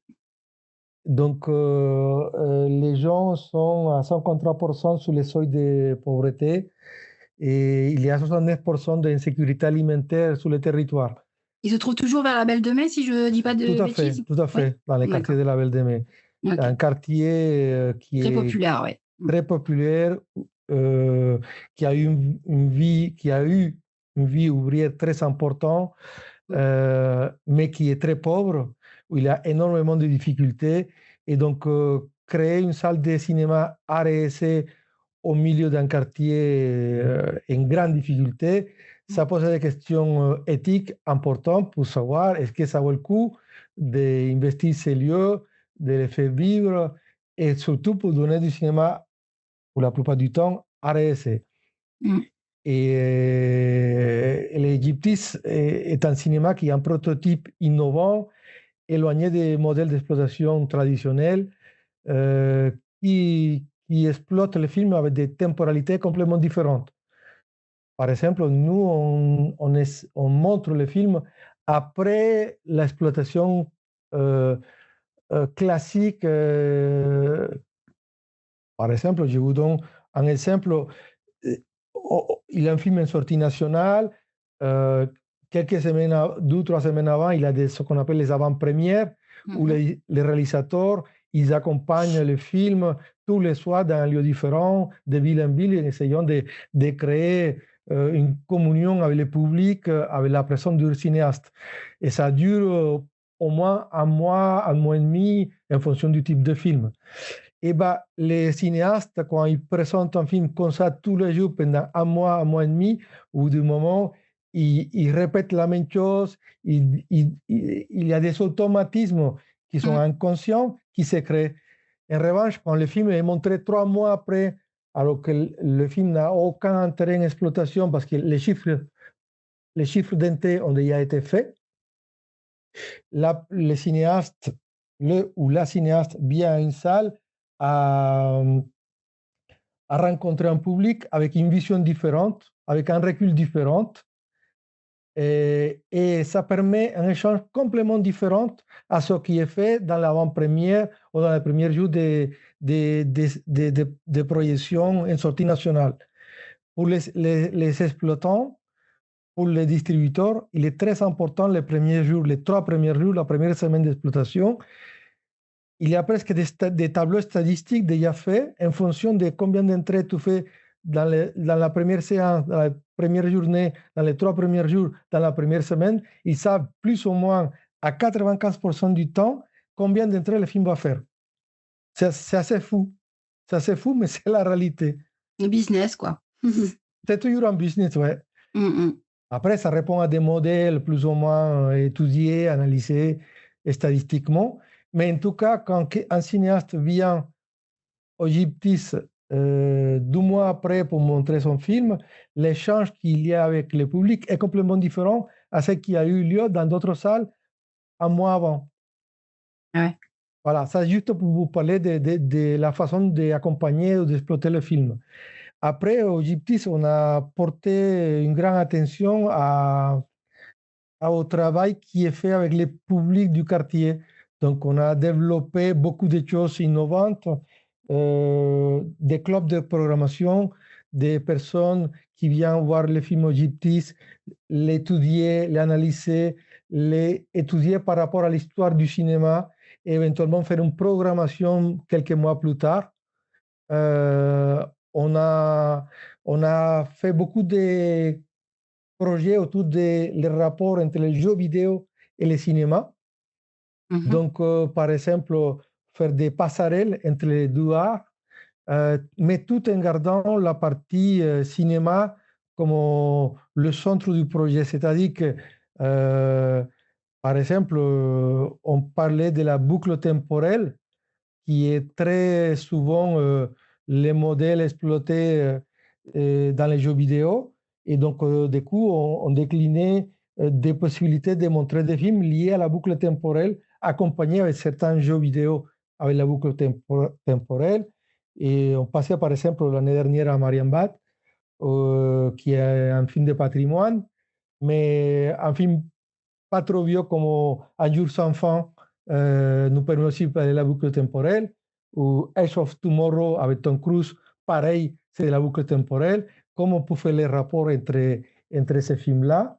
On avait montré Flow, qui était le film qui a gagné l'Oscar de meilleur film d'animation, le premier film d'animation indépendant qui va à Disney.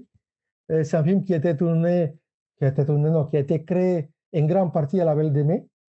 Et donc, on a fait l'avant-première de ce film et on avait montré dans une séance spéciale un jeu vidéo qui s'appelle Stray, qui a inspiré en partie Ginsi Balodis, qui est le réalisateur du film, qui a fait un autre film auparavant qui est magnifique, qui s'appelle Ailleurs, et qui est très nourri du jeu vidéo.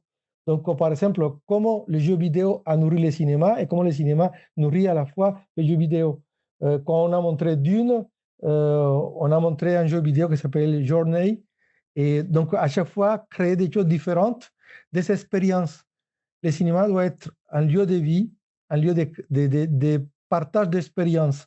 Je vous ai parlé tout à l'heure de la sensation, de l'émotion du cinéma quand on voit un film de Tati, mais également les rencontres avec les cinéastes, l'expérimentation des croisements des arts, par exemple les ciné-concerts, voir un ciné-concert d'un film classique avec un groupe de rock dur, de hard, c'est quelque chose d'incroyable. Voilà, donc notre salle fait partie de ce type de salle qui est dans la création permanente, dans la recherche de pratiques différentes pour s'adapter, parce que effectivement, il y a une concurrence qui est forte, que c'est ces plateformes-là, mais qu'est-ce qu'on fait de plus pour être en concurrence avec un autre niveau? On essaie de décaler par rapport à ça. On prête très attention à l'accessibilité des films en salle pour les personnes sourdes ou malvoyantes, pour les personnes aveugles, pour les personnes malentendantes. Des choses comme ça. On a créé par exemple un projet avec une association qui s'appelle La Luciole et on a créé la première audiodescription en français de Nausicaa de Miyazaki. Donc, on a fait ce projet et on a montré ce film et on a donné des émetteurs et des écouteurs du public pour qu'ils puissent écouter cette description et qu'on puisse voir le film avec les yeux fermés et entendre une description. On est dessus, on est dans cette optique-là. Et même au niveau des tarifs, pour le tarif de la salle pour accéder au film, vous avez des tarifs qui sont intéressants pour le public, justement, pour justement pouvoir que les gens le plus viennent au cinéma. Est-ce que vous arrivez à adapter aussi le coût, le prix d'entrée pour les films ou... Je pense qu'on est, sinon la salle la moins chère de France, une des moins chères de France. Ok. Notre prix moyen, c'est 3,1. Ah oui, effectivement. Oui. D'accord. Mais tout ce que vous décrivez... Pardon, je vous ai coupé, allez-y. Oui, dites-moi. Non, je dis tout ce que vous décrivez là sur les deux réponses, c'est aussi du militantisme. Hein. Et je pense que c'est aussi pour ça que le Gyptis a une aussi bonne image dans la région, dans la région PACA. Je pense. Hein. Oui, c'est vrai que on est engagé. Alors maintenant, c'est presque interdit de dire le mot engagé parce que ça suscite des problèmes de type politique. Mais les Gyptis donnent une place très importante au documentaire. au documentaire de création, aux petits films documentaires qui méritent d'être montrés. Moi, je pense beaucoup à John Grierson, qui était la première personne qui a donné une définition du mot documentaire. John Grierson disait que le cinéma n'est pas un miroir, c'est un marteau. C'est un marteau qui frappe la réalité, qui la questionne, qui la frappe directement. Donc, l'Égyptis, effectivement, défend des documentaires souvent engagés, très souvent engagés, parce qu'il faut être engagé aussi pour croire encore au cinéma face aux plateformes qui sont monstrueuses aujourd'hui. Ok, super, nickel. Moi, je veux bien parler aussi de votre compte Vimeo, où vous avez posté des vidéos que vous avez réalisées. Mais juste avant, Kiwi, est-ce que tu veux intervenir? Est-ce que tu as une autre question sur ce sujet ou pas? Les sujets que l'on vient d'évoquer.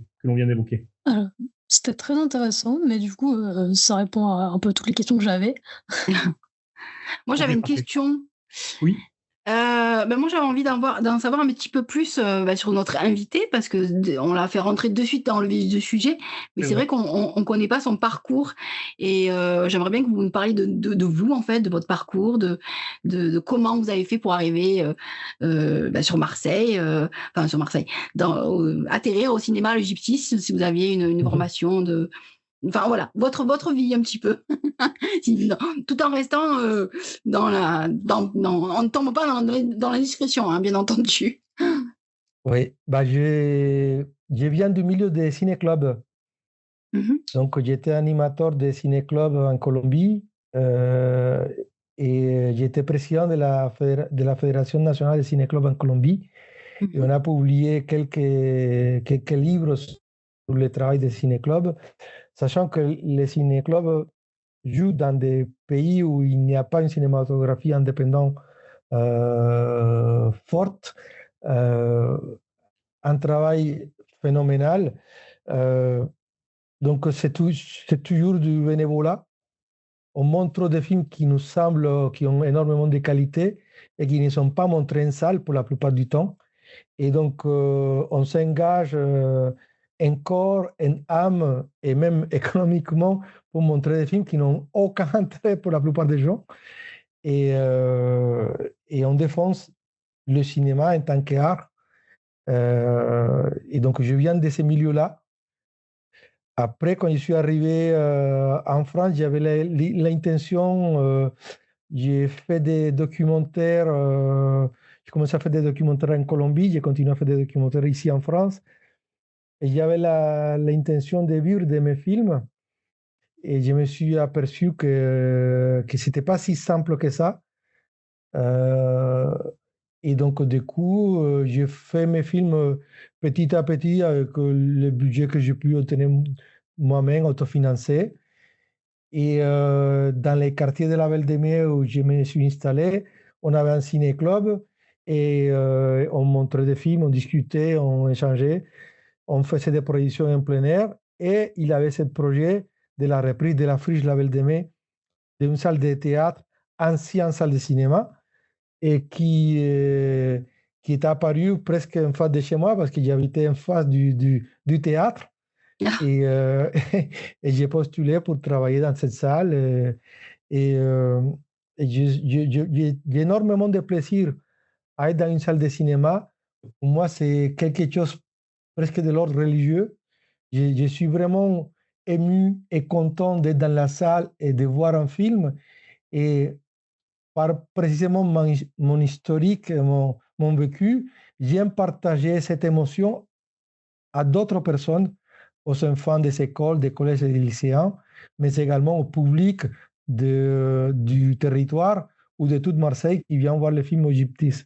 Donc c'est quelque chose de l'ordre de l'affectif, de l'émotion. J'ai vécu des moments incroyablement forts, joyeux, tristes, désespérants dans une salle de cinéma. Et toutes ces émotions, j'aimerais les partager avec d'autres personnes. Et je ne crois pas qu'il y a d'autres lieux qui puissent avoir cette puissance qu'une salle de cinéma. Un cinéaste argentin, Eliseo Subiela, disait que le cinéma est l'unique rêve qu'on a avec les yeux ouverts. Et je pense que c'est tout à fait juste. C'est beau, c'est beau. Et ça fait combien de temps que vous travaillez maintenant au Gyptis? 12 ans. 12 ans? Ah oui. D'accord. Ok, Chris, je te laisse la main si tu avais ta Oui, petite je veux bien. question. Bah déjà, on sent la passion hein, quand vous nous Ah, répondez, totalement. vous êtes non, c'est ça, il n'y a pas de doute, on sent la passion. Je voulais parler des films que vous aviez réalisés. On mettra le lien de votre compte Vimeo dans la description de l'épisode et sur le site internet lanuitdudimanche.fr. Je voulais savoir des films que vous avez réalisés. Est-ce que vous voyez est-ce qu'il y a pour vous un point commun entre tous les films ou pas que vous avez réalisés? Mes films à moi, Vos films à vous, oui. j'aime beaucoup les portraits. J'ai fait plusieurs films de portraits sur des personnes. J'ai fait un portrait sur Eliseo Subiela, d'ailleurs, le cinéaste argentin. Et aussi des personnes qui ne sont pas forcément connues. J'adore ça, découvrir des facettes que d'autres personnes n'ont pas des gens. Et oui, j'aime beaucoup cette façon de se rapprocher des gens, de les voir sur un autre angle. Et donc, oui, les portraits, c'est quelque chose que j'ai fait à plusieurs reprises. Après, je ne sais pas si vous avez vu le film Les Compagnons déloyaux. Alors non, celui-là, je ne l'ai pas vu. Je suis désolé, c'est le seul que je n'ai pas vu parce qu'il fallait un compte Vimeo et je l'ai pas encore créé. Non, il n'est pas nécessaire d'avoir un compte Vimeo, en fait. Il faut juste se connecter avec soit Google ou autre chose, parce qu'en fait, il a des images un peu fortes. Oui, c'est ça. Et c'est pour qu'il y ait une espèce de filtre, en fait. Mais par exemple, ce film, il me tient très fort à cœur parce que je m'intéresse énormément au rapport entre l'homme et l'animal. Et ce film-là, il parle des rapports de domination de l'homme vis-à-vis du chien. Donc, qui domine qui et pourquoi, et le contexte sociologique de tout ça. Donc, c'est un film que j'aime beaucoup et qui a été primé dans quelques festivals de courts-métrages où il a été montré. Et après, il y a un autre, serait plutôt l'unique qui est un peu différent, c'est le film que j'ai fait sur l'eau, ça s'appelle Le prisme de l'eau, que c'est une réflexion audiovisuelle à moitié film expérimental, à moitié film d'essai, d'une trentaine de minutes sur Marseille et sur le gaspillage de l'eau dans les rues de Marseille. Donc c'est un film que j'ai travaillé pendant 7 ans. Donc c'est un film qui me semble qui a des mérites, au moins pour le temps que j'ai passé, pour le temps que j'ai passé dessus. Mais il y a des gens qui viennent m'interviewer parfois pour parler de ce film parce qu'il y a beaucoup d'éléments sur Marseille, des éléments sociologiques et historiques qui sont assez rares dans l'histoire de Marseille. Vous voyez, votre réponse, elle confirme ce que vous avez dit tout à l'heure sur les émotions que vous souhaitez faire partager sur le partage. C'est qu'on sent vraiment aux vidéos que j'ai vues que c'est des émotions que vous voulez faire partager. Et alors moi, j'ai été extrêmement touché par le portrait d'Abdallah que vous faites. Ça s'appelle Monsieur le maire, la vidéo. C'est le premier que j'ai regardé qui m'a vraiment estomaqué parce qu'on sent une émotion brute dans ce petit film. Je le recommande. Encore une fois, je mettrai le lien. J'ai regardé aussi le petit film sur le racisme endogène qui s'appelle Un noir avec un noir, c'est dégoûtant. Et je trouve que l'air de rien, vous parlez aussi de l'attachement à sa culture et surtout, au-delà de ça, du danger de son effacement. Du danger de effacer sa propre culture. C'est vrai. Alors, juste une précision, en fait, dans le site Vimeo, il y a des extraits de films, en fait. Il y a Oui.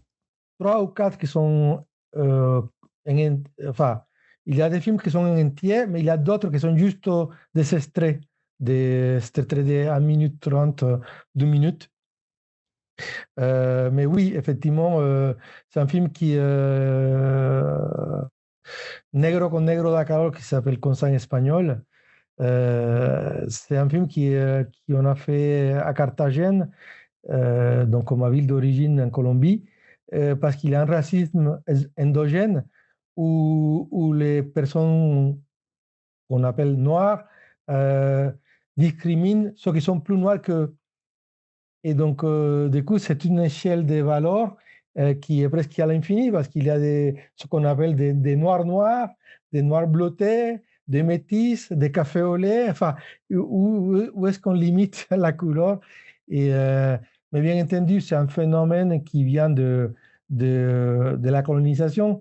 Donc, les Espagnols qui ont colonisé en partie l'Amérique latine, ils ont essayé de mépriser les Amérindiens et les Noirs qui venaient de l'Afrique comme esclaves, comme si la unique solution, c'était les Blancs, et tout ce qui est blanc, elle est bon, et tout le reste ne l'est pas. Donc, du coup, ça a resté 12 siècles après, toujours dans l'imaginaire collectif, cette espèce d'endoracisme, c'est-à-dire un racisme qui est né et qui persiste à l'intérieur des personnes. Ouais. Mais encore une fois, moi j'ai adoré les vidéos que j'ai vues et je vous invite à cliquer, chers auditeuristes. Je mets le lien dans la description et sur la nuitdudimanche.fr. Donc n'hésitez pas. Et si je dois vous conseiller, je vous conseillerais ces deux-là, moi. Hein, les deux que je viens de vous citer, pardon, qui m'ont bien remué, on va dire. Surtout Monsieur Abdallah et sa dernière phrase que je trouve mi-saisissante, je dis rien, vous n'aurez qu'à aller voir le. Tu nous laisses la surprise. Voilà. Bon, bah écoutez, en tout cas, on va clôturer là notre émission de ce soir qui est passée trop vite parce qu'on aurait tellement de questions encore à vous poser.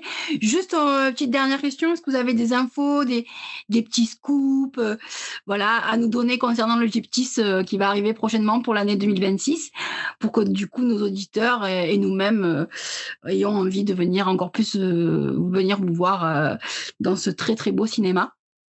Bah, on des scoops, pas forcément, mais des idées, des projets. On a un festival de ciné nordique le 14 et 15 février. On travaille sur un projet depuis longtemps qui s'appelle Du cinéma pour la planète. C'est un cycle thématique dont l'écologie est au centre du projet. Et on va travailler avec un musicien et un artiste sur un projet de ciné-concert qui va avoir lieu le 30 ou 31 mai avec des matériels qui est sorti de la mer, des déchets de la mer ou des rues, pour créer avec ça des instruments, faire des ateliers avec ces instruments et faire un ciné-concert en parlant de précisément la problématique environnementale qui est de plus en plus grave. Ah ouais, ok, bon, mais pas mal de projets à venir alors qui donnent envie de vous suivre. En tout cas, encore, on voulait vous remercier vraiment d'avoir partagé votre expérience et toutes vos réflexions avec nous, votre passion pour cet art, enfin, ces salles de cinéma et les salles d'art et d'essai, et votre engagement aussi pour le cinéma indépendant sont très inspirants, vraiment, sincèrement. Vous nous avez donné envie, on partage avec vous l'engouement et la passion du cinéma et de cet art.